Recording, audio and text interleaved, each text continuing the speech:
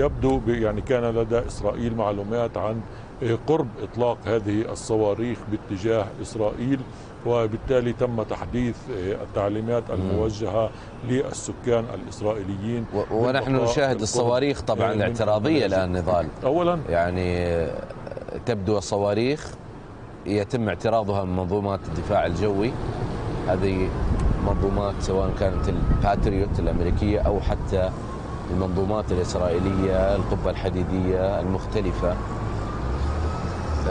بالطبع إلى الآن نحن نشاهد إطلاق الصواريخ أو اعتراض الصواريخ في هذه اللحظة التي أطلقت كما قال الجانب الإسرائيلي من إيران. هذه سيارات الإسعاف هنا مرة أخرى تنطلق.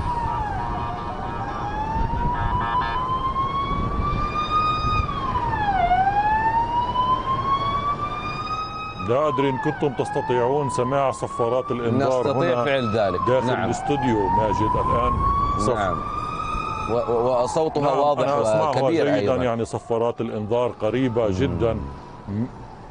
نعم، يبدو أن هنالك صواريخ تتجه إلى هذه المنطقة عموما في المدن الكبرى في إسرائيل، مقسمة إلى عدة مناطق وأحياء. صحيح. وعندما تنطلق صفارات الإنذار القريبة هذا يعني بأن المنطقة التي أنت متواجد فيها على الأغلب مستهدفة بالصواريخ. لكن على العموم يعني المنطقة التي نتواجد فيها نحن الاستوديو الآن ومكاتبنا قريبة جدا من مدخل مدينة القدس، لكن الأهم قريبة من المباني الحكومية في القدس. نحن يعني نقع تقريبا في منطقة المباني الحكومية في القدس. هنا طبعا وسائل الإعلام تتحدث نضال عن إطلاق أكثر من 100 صاروخ إلى الآن، وهذا سماع دوي صفارات الإنذار نعم. بشكل واضح نضال. نعم، هذا ما يبدو. وأن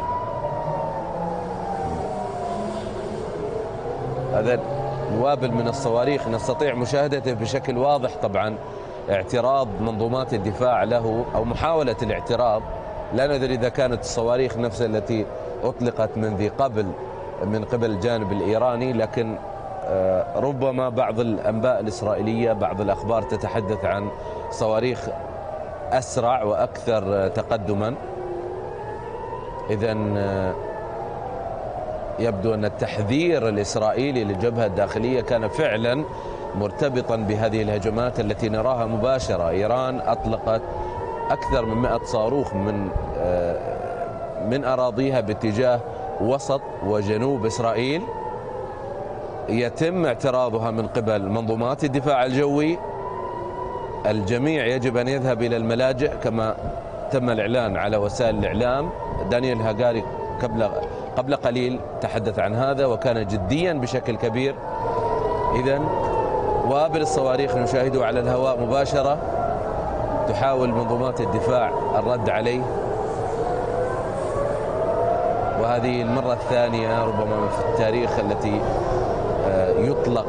تطلق الصواريخ من إيران باتجاه إسرائيل مباشرة في تل أبيب كما نشاهد في الصور وفي مناطق أخرى.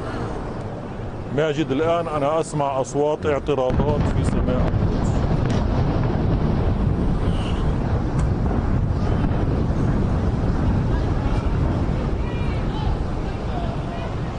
صواريخ عديدة حقيقة النضال وإطلاق الصواريخ بشكل كبير.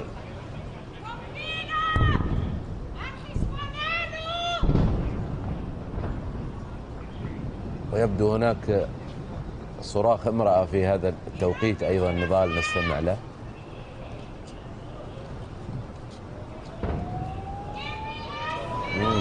ما زال وابل الصواريخ والرشقات التي تأتي من إطلاق الصواريخ الإيرانية في عمق إسرائيل تحديدا في تل أبيب. نضال، هل هو مشابه للهجوم السابق الذي شنته إيران أم مختلف حسب ما تراه؟ نعم ماجد، الآن أسمع الآن أسمع صفارات الإنذار مرة أخرى هنا في القدس بالقرب من مكتبنا، وأيضا أستطيع أن أسمع من هنا أصوات انفجارات. أستطيع أن أسمع على ما يبدو، يعني أنا أستطيع أن أميز أصوات الاعتراض على ما يبدو لي لغاية الآن هي أصوات اعتراض لهذه الصواريخ. سمعت ربما 5 أو 6 محاولات اعتراض، أو 5 أو 6 إلى عمليات انفجار، أصوات انفجارات.